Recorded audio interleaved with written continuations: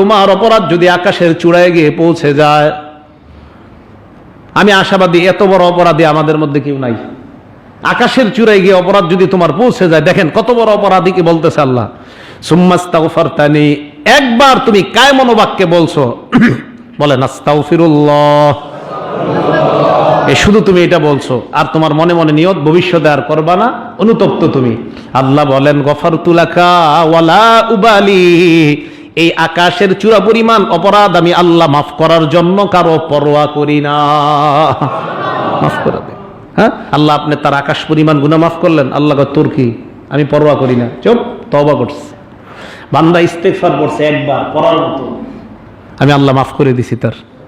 এবার দেখেন কি বলে হাদিসের শেষে, ইয়াবনা আদম, হে আদম সন্তান, লাউ আতাইতানি বিকুরাবিল আরদি খতায়া, তুমি যদি জমিন পরিমাণ গুনাহ নিয়ে আমার কাছে আসো, জমিন পরিমাণ গুনাহ অথবা জমিনের বালু পরিমাণ।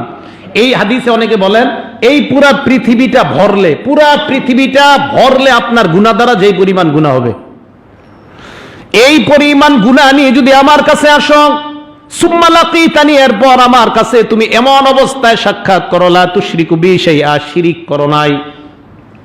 কিভাবে আর বুঝাবো আপনাদেরকে, যত অপরাধ করেন শিরিক জাতীয় অপরাধ করবেন না।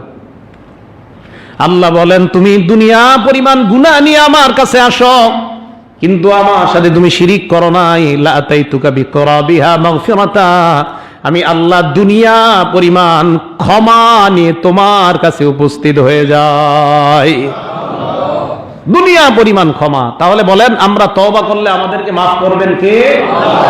আল্লাহ। তাহলে সময়ের মধ্যে তওবা করে নেওয়া। এখন দেখেন তওবা করলে আর কি উপকার আছে, আল্লাহ পাক রব্বুল আলামিন বলেন, ইয়া আইয়ুহাল্লাযীনা আমানু তুবু ইলাল্লাহি তাওবাতান নাসুহা, সূরা তাহরীম আয়াত নাম্বার 8। আল্লাহ বলেন হে ঈমানদারগণ, আগের আয়াতে আমি বললাম তোমরা সবাই তওবা করো, কেমন তওবা সেটা কিন্তু আমি আল্লাহ বলি নাই। সূরা তাহরীমের 8 নম্বর আয়াতে আল্লাহ বলেন তওবা করো একনিষ্ঠ তওবা। কি তওবা? খালেস তওবা, একনিষ্ঠ তওবা। আমি বলতেছি তো তওবা কিভাবে করবেন, আসতেছে আমাদের আলোচনা। একনিষ্ঠ তওবা, খালেস তওবা তোমরা করো। কেন করবা? আসা রব্বুকুম আইয়ুকাফিরা আনকুম সাইয়্যাতিকুম, এই একনিষ্ঠ তওবার কারণে আশা করা যায় তোমাদের জিন্দেগীর সব অপরাধ আল্লাহ মাফ করে দিবেন। ওয়া ইউদখিলাকুম জান্নাত, তোমাদেরকে আল্লাহ জান্নাতে প্রবেশ করাবেন যার তলদেশ দিয়ে নহর সমূহ প্রবাহিত হয়। কবে? ইয়াউমা লা ইখজিল্লাহুন নাবিয়্যা ওয়াল্লাযীনা আমানু মাআ, ওই দিন যেই দিন আল্লাহ তার নবী এবং ঈমানদারদেরকে লাঞ্ছিত করবে না, অপমানিত করবে না। ওই দিন যদি আল্লাহর গজব থেকে তোমরা নিষ্কৃতি চাও, তাহলে দুনিয়ায় থাকতে তওবা করে আল্লাহর কাছ থেকে ক্ষমা চেয়ে নাও।